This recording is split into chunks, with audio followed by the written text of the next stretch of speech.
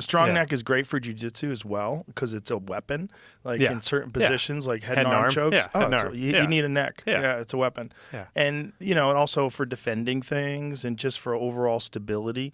But for striking, it's very, like Mike Tyson in his prime. He had a fucking 20-inch neck. Yeah, no, it's crazy. His neck is like bigger than his There's face. a photo of him in a suit. Yeah. It's the craziest photo. It's like his neck starts at the top of his ears and it just goes straight down. When he was the champ, when he was a tank. He's amazing. Yeah. The neck's very important, but it's also like, you're doing it very smart. You're bringing in Dave Camarillo. He's awesome.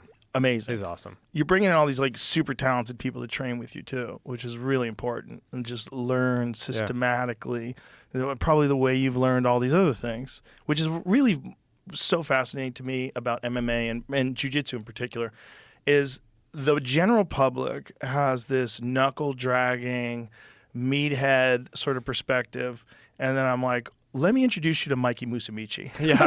Well, there's a range. There's a range from Mikey to... But Mikey's one of the elite of the elite, and he's about as far from that. I love Mikey. He's a very good guy. He's super good guy. Yeah. He's super kind and unbelievably brilliant and eccentric and just so dedicated to jiu-jitsu. Right? I mean, he's just I'm glad that he's over at the UFC now. Yes, I am too. Yeah. Well, I'm glad a guy like that exists. I'm like, okay, I know you think that. Let me show you this guy.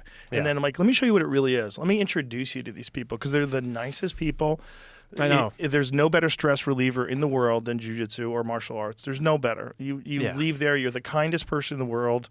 You just like all of your aggressions out of your system. Yeah. And it's a phenomenal stress reliever because regardless of what you're going through day to day with Facebook and Meta and all the different projects you have going on, it's not as hard as someone trying to choke you unconscious. Well, it's not as acute.